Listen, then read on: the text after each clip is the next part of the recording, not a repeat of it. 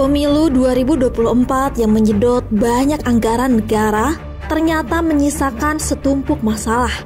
Salah satunya soal penggunaan jet pribadi dan sejumlah fasilitas lainnya yang dipakai Komisioner Komisi Pemilihan Umum Republik Indonesia.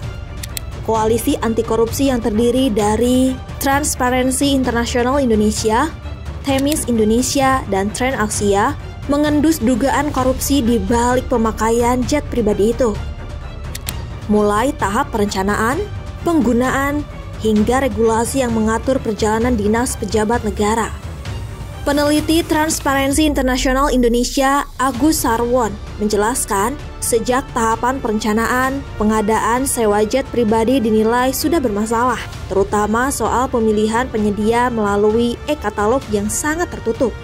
Perusahaan yang dipilih oleh KPU masih tergolong baru, tidak punya pengalaman sebagai penyedia, dan dikualifikasikan sebagai perusahaan skala kecil.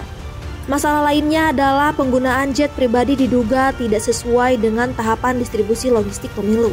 Pesawat mahal itu digunakan setelah tahapan distribusi logistik selesai dan tidak diterbangkan ke daerah yang sulit dijangkau. Terkait regulasi, perjalanan dinas bagi pimpinan lembaga negara dan eselon 1 yang menggunakan pesawat udara maksimal hanya boleh menggunakan kelas bisnis untuk dalam negeri. Hal itu diatur dalam Peraturan Menteri Keuangan 113/PMK.05/2012 Jo PMK nomor 119 tahun 2023. Lantaran itu, Koalisi Anti Korupsi melaporkan Komisioner Komisi Pemilihan Umum ke Komisi Pemberantasan Korupsi atas dugaan korupsi terkait pengadaan jet pribadi atau private jet tahun anggaran 2024. Selain soal jet pribadi, para komisioner KPU juga mendapatkan fasilitas lain yang dinilai berlebihan. Bukan hanya rumah dinas, mereka juga ternyata mendapatkan apartemen dan mobil yang jumlahnya lebih dari satu, termasuk helikopter.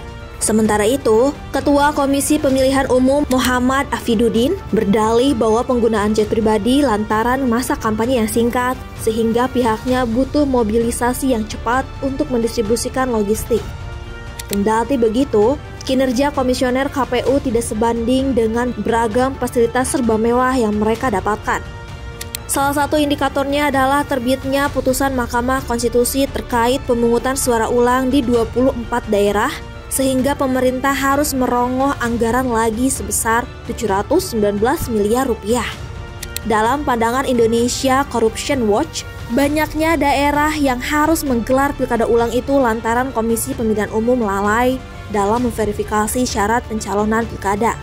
Sedangkan dalam catatan Perkumpulan untuk Pemilu dan Demokrasi atau Perludem, sengketa hasil pilkada di Mahkamah Konstitusi didominasi oleh cacat prosedur, mulai dari ketidaksesuaian proses administrasi hingga rekapitulasi suara.